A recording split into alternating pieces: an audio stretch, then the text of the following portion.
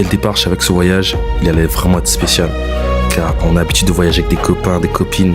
Mais là, j'ai voyagé avec ma mère. On est parti sur le continent africain. Côte d'Ivoire, Togo, Ghana, Bénin. Oh là là là là, incroyable. J'ai eu la chance d'aller dans des écoles privées, publiques, et tout ce que j'ai appris dans les livres, ça n'avait rien à voir avec la réalité. Je pense que c'est l'un des meilleurs voyages de ma life, car souvent on fait la fête. Mais là, on avait rendez-vous avec l'histoire et la culture.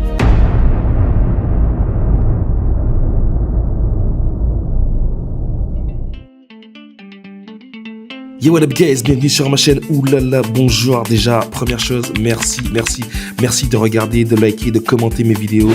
Bon, là c'est vraiment spécial car c'est la toute première fois que je mets les pieds en Afrique subsaharienne. J'avais une invitée de marque, tu l'as vu dans l'introduction. Franchement, incroyable. Bon, installe-toi bien car là, c'est un voyage hors du commun, chargé d'émotions, de découvertes et de souvenirs très précieux. Bon, la première chose qu'on a fait, c'est qu'on a découvert le marché de Kava à Akwaaba. Un endroit incroyable où tu vois des artisans, tu vois des belles pièces, des robes, de la déco, tout ce dont tu as besoin pour ta maison avec la thématique de l'Afrique et précisément de la Côte d'Ivoire. L'artisanat, c'est vraiment quelque chose de fou. Je respecte tellement les gens qui sont capables de créer des choses avec leurs mains. C'est waouh. Bon, finalement, c'était mardi. J'ai oublié que tous les mardis, j'ai un call avec un homie. Du coup, le temps d'essayer un vêtement traditionnel, mon téléphone, il a sonné. C'est le chef du village ou pas? Yeah. No, he's my brother. He's my brother, Ivoirian. Don't give him tourist prices. No. Me, I give you a good price, my friend. Oh là là, les rhinocéros. Bon, si tu me suis, tu sais que je suis fasciné par ces bêtes. En tout cas, merci beaucoup Thomas. Si tu pars sur le marché de Kava, tu vas voir Thomas. Tu lui dis que tu me connais et normalement, il devrait te faire un good price. Let's go. En sortant du Kava, on a croisé des jeunes qui jouaient au foot dans la rue. Oh là là, mais ça m'a rappelé toute mon enfance. À l'époque, on faisait des balles avec du papier et du scotch. Et bam, dans les cours de récréation, c'était le fuego. Ensuite, on est parti d'un centre commercial, quartier Marcory. Incroyable. Alors oui, tu vas me dire que c'est juste un supermarché, mais voir des produits locaux, des farines, des poissons fumés, des poissons frais, des jus marqués fabriqués en Côte d'Ivoire, franchement, une vraie fierté. J'avais différentes qualités de riz, une richesse au niveau des produits. C'était vraiment agréable à découvrir. Ensuite, on s'est baladé dans le centre commercial, vu les boutiques de prêt-à-porter. C'était vraiment cool. On a volontairement pris tout notre temps parce qu'effectivement, Abidjan, c'est comme dans les grandes villes, les bouchons. Donc, on a attendu le soir tranquillement pour prendre le Yango. Le Yango, c'est l'équivalent de Uber ou Bolt ou tout ce que tu veux. C'est vraiment cool. Et c'est vrai que c'est un service qui est super bien organisé. Alors, quand tu vas en Côte d'Ivoire, tu télécharges l'application Yango et let's go! Le lendemain, se réveiller au cœur de la ville, c'est une autre expérience. Les gens passent, les enfants vont à l'école, le vendeur de pain traverse la rue, on entend le tailleur avec ses ciseaux qui claquent. Cling, cling, cling. Tu sais qu'il est là. Si t'as un vêtement à retoucher, tu l'appelles, il est juste à côté, il te fait ça. Ensuite, on est parti au marché de Trècheville. Oh là, t'es direct dans le vrai. Tu rencontres la population, les Abidjanais, la vie au quotidien. Il y a de tout là-bas. Des épices, du beurre de karité, beurre de cacao, des tissus, des vêtements. Ça déborde de partout. Ensuite, on tombe sur un mec avec son échoppe. Il me montre des colliers en bois d'ébène. J'en voulais trop m'en acheter un. Et il me montre aussi des instruments de musique. Donc moi, je commence à jouer au xylophone avec ma mère. Je commence à filmer, tu me connais. Et là, le mec, il me montre un instrument de musique avec une graine de wawa, pour ceux qui connaissent. Et là, il commence à me montrer comment ça marche. Et moi, je commence à filmer. Et là, regarde ce qu'il me dit. Voilà, pour filmer là, c'est 2000 d'abonnés. Crazy. C'est pas dérangeant, on va pas se mentir, mais c'est vraiment comme ça ici. Tout ou presque est payant. Les gens te montrent des choses, te font des démos, mais derrière, on va toujours te demander un petit quelque chose. Après, on arrive dans la partie un peu plus agricole du marché, les escargots, les oranges, les petits colas. Et à un moment, je voulais m'acheter des oranges et je vois que les femmes sont en train d'éplucher les oranges. Et elles jettent la peau. Forcément, en tant qu'antillais, je leur ai dit, oh là, je récupère la peau, vous la vendez, vous me donnez? Elles me l'ont donné direct. Et tu sais pourquoi? Si t'as pas encore compris pourquoi, je te montre ça un peu plus tard. Ensuite, on est allé à l'hôtel, on s'est posé tranquillement, le temps de prendre des nouvelles de la famille, ma mère qui épatait ses copines avec ses photos, car on va pas se mentir, c'est toujours agréable de partager avec ses proches nos expériences pendant les voyages, tu partages des photos, tu vis, les gens, ils vivent l'expérience avec toi. Il y a des gens qui adorent ça et merci d'exister. Il y a des gens, tu leur envoies des photos, t'as l'impression de les saouler parce qu'ils sont pas avec toi. Fallait réserver, fallait aller sur internet, fallait prendre ton billet, n'importe quoi. Le lendemain, on est allé à Tiasalé. Sur la route, je vois un immense champ de bananes. Et là, surprise, on dirait que ça appartient à un Guadeloupéen. Parce que t'arrives, c'est écrit content voisote. Ça veut dire bienvenue ou littéralement content de vous voir. Mais ça faisait vraiment plaisir de voir ça. Sinon, si on te parle de Tia Salé, il y a forcément la pirogue qui va avec. Et qui dit pirogue, dit hippopotame. J'étais vraiment excité à l'idée d'en voir, mais en même temps, faut être honnête, les hippopotames, c'est hyper dangereux. La distance, c'est combien qu'on garde? Ça dépend. Actuellement, le fleuve est beaucoup haut. Comme nous sommes en saison pluvieuse là. D'accord. Donc on garde une grande distance. Ça dépend aussi de la profondeur. Il y a des endroits où c'est très profond le fleuve. D'accord. Comme nous sommes ici là, donc on reste loin. Et sinon, il va attaquer la pirogue. Hein. Ouais, si on les approche. Hein. Il y a des bébés des fois aussi? Ouais. Ah, c'est bien. Là, Hyacinthe, il me dit de pas faire de bruit. Mais je sais pas pourquoi, j'avais envie de faire du bruit pour voir si les hippopotames m'entendaient. Et là, je les vois. Il y en avait 3. Une masse incroyable avec les petites oreilles qui bougent, comme dans les dessins animés.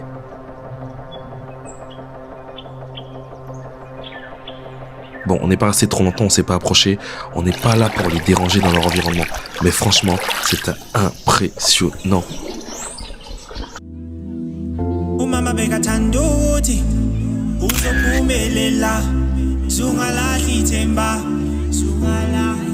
Sur le retour, on allait à contre-courant, donc j'ai aidé un petit peu le petit Hyacinthe. Oui, c'est le petit Hyacinthe, c'est lui qui m'a dit qu'il s'appelle comme ça. Et il m'a dit, dis à tes amis de venir me voir.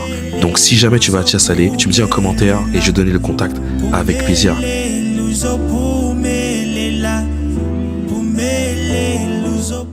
Après une super balade, on s'est arrêté dans un restaurant vraiment top.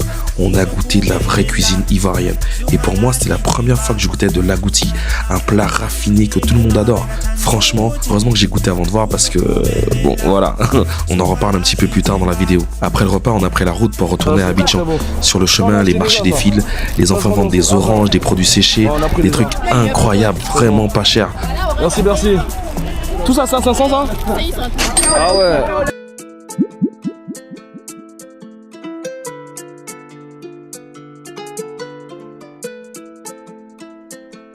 J'ai même goûté des bananes alors que, je vais te faire une confidence, j'aime plus trop les bananes dessert. J'en ai trop mangé quand j'étais petit. De retour à Abidjan, on a pris un taxi et j'en ai profité pour écouter du rap ivoirien. Oh là là, j'adorais déjà, mais j'ai découvert des trucs que je connaissais pas. Ensuite, on est parti dans une gare routière et là, j'entends « Oh, le banguiste !» Je me retourne, je vois des gars qui me sourient et on commence à taper la discute. Et regarde ça. Ça va quoi? Ça va un peu? Moi je suis un banguiste moi. Toi t'es un Guadeloupe. Nous on est Ivoirien. Et qu'est-ce qu'il y a en Guadeloupe? C'est un moment qui voit. C'est un moment de. Moment qui voit le zouk. Le zouk. Jacob de Barrio. Ouais, c'est ça. Bon, il faut venir en Guadeloupe. Bon, moi j'ai à checker ce soir. Hein. À Garba. C'est le meilleur représentant. Où est-ce qu'on va chercher ça? C'est là, on va ça en bas. Ok, d'accord. Oh là là là là, c'est la deuxième fois que je me prenais une claque concernant le zouk. La veille ou l'avant-veille, je papotais avec le gardien de mon hôtel et je lui dis que je venais des Antilles et il me parle du zouk directement. Il me parle du groupe Expérience 7, un groupe mythique des Antilles. Je te laisse checker sur Google, mais j'étais vraiment impressionné quand il m'a fait cette confidence. Il les a vus en concert au Burkina Faso. C'est là que j'ai compris quelque chose, que la musique voyage beaucoup plus vite que nous.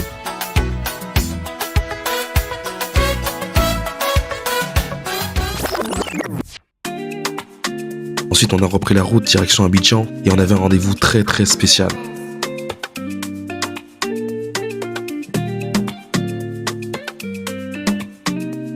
Mais avant, comme j'étais en avance, j'en ai profité pour faire le tour du marché car j'ai souvent des potes, quand je leur dis que je pars en voyage, ils me demandent toujours de leur ramener les choses.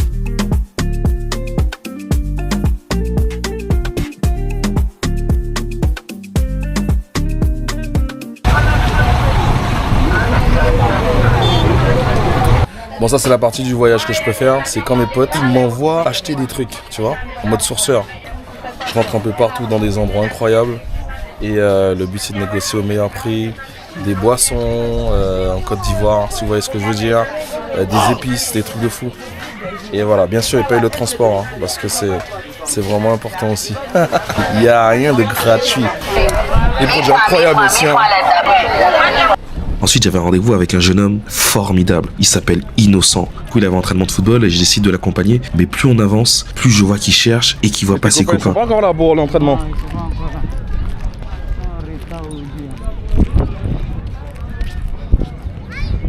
L'entraînement avait été annulé car l'équipe avait eu un match le matin. Un message avait été envoyé, mais malheureusement, il n'a pas dû le voir. Donc finalement, il n'y avait pas l'entraînement. Mais c'est bizarre parce que toi, tu transpires même pas, toi. Non. Avant, je transpirais pas quand j'habitais en Guadeloupe. Mais là, comme on dit, je suis un noir importé. J'ai perdu... Tu vois, parce que toi, je regarde, toi, tu transpires pas, toi. T'es habitué? Et même tu m'as acheté des mouchoirs et tout. Ouais. Comment t'as payé ça? À 500. Ah bah je vais te donner l'argent hein, parce que... Ensuite j'avais rendez-vous avec quelqu'un d'extraordinaire. Après quelques mètres, ça y est, je la trouve. Je te présente Ange, une femme incroyable. Ce qui est cool quand je fais le marché avec Ange, c'est que moi bien sûr que je suis un étranger, donc je suis pas sûr de forcément payer le bon prix. Mais quand je suis avec elle, juste un regard au commerçant, et là, j'ai la certitude de payer le bon prix. Du coup, je fais des bêtes d'affaires et je suis vraiment content.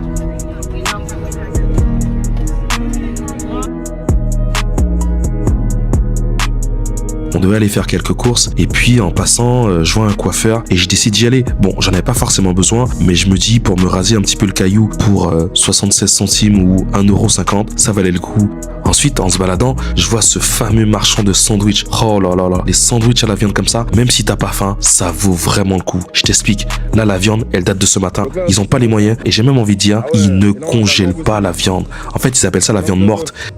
Ça, c'est le bœuf qu'on a tué ce matin. Si jamais t'achètes de la viande et ça fait 2-3 jours qu'elle a été abattue, c'est plus du frais pour eux. Donc la viande date du matin, elle est assaisonnée et let's go sur le charbon. Ça c'est foie de mouton. Ah ouais. Foie de mouton, ok. Ça là c'est BNDB, c'est langue B locale. Ok. Ouais.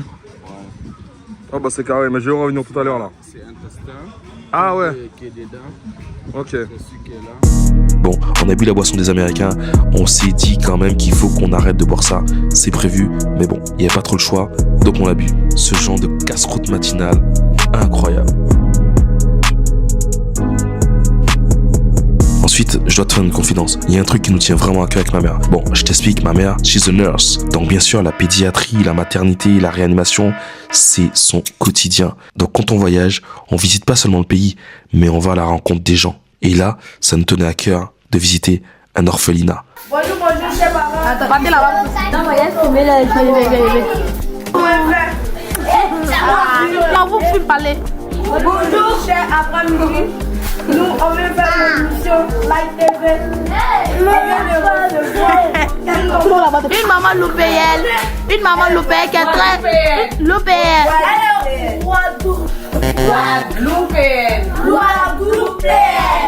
Elle est très gentille. Ils viennent nous préparer de la loco avec de la chicken. À la base, mais avec des jolis poissons.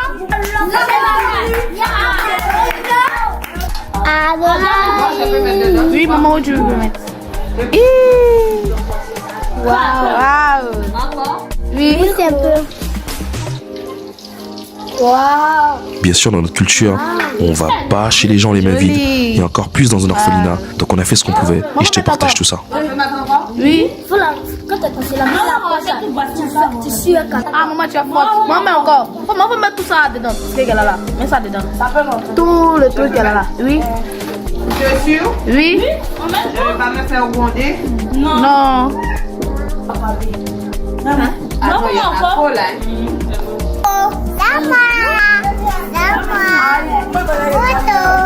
Nous, c'est ici, nous, on nous va.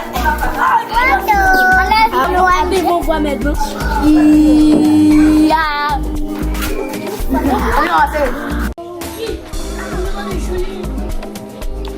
Qui c'est qui parlait pas tout à l'heure? Bonjour. Qui c'est qui parlait pas? Ah, c'est toi qui parlais pas? Ça? Les jumeaux, ils sont où? Les jumeaux.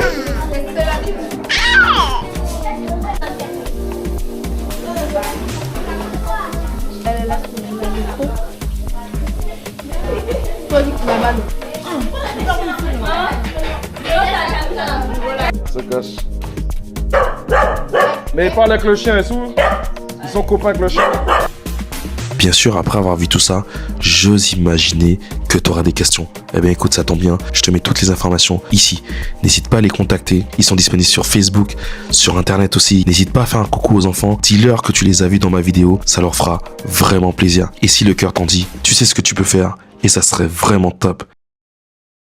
Bon, là il faut que je t'en parle, c'est la partie la moins drôle du voyage. Après avoir traversé le Ghana de nuit, on était au Togo. Et le problème c'est que, on est français, avec des passeports français. Donc on s'est fait allumer aux frontières, à l'aller et au retour. Et là je découvre que ça existe des visas pour traverser des pays. Même si tu t'arrêtes pas, tu payes.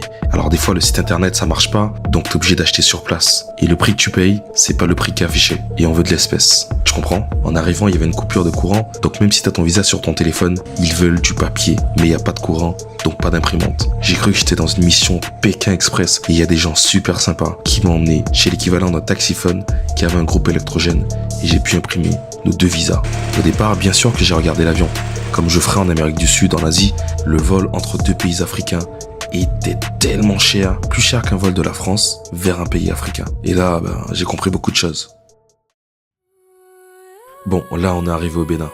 Incroyable, après 28 heures de bus. C'est écrit 14 heures, mais finalement, ça nous a pris 28 heures pour faire Abidjan, Cotonou. Après 44 pays, je pensais avoir presque tout vu, et pourtant, j'ai trouvé quelque chose que je ne cherchais pas. Quelque chose d'extraordinaire. Le moment m'a... Je sais pas si je devais te le dire, mais comme tu sais, avec moi c'est totale transparence. Donc oui, j'avais les yeux humides. J'aurais peut-être dû garder ça pour moi, mais vas-y, si tu veux, on en parle dans la partie 2.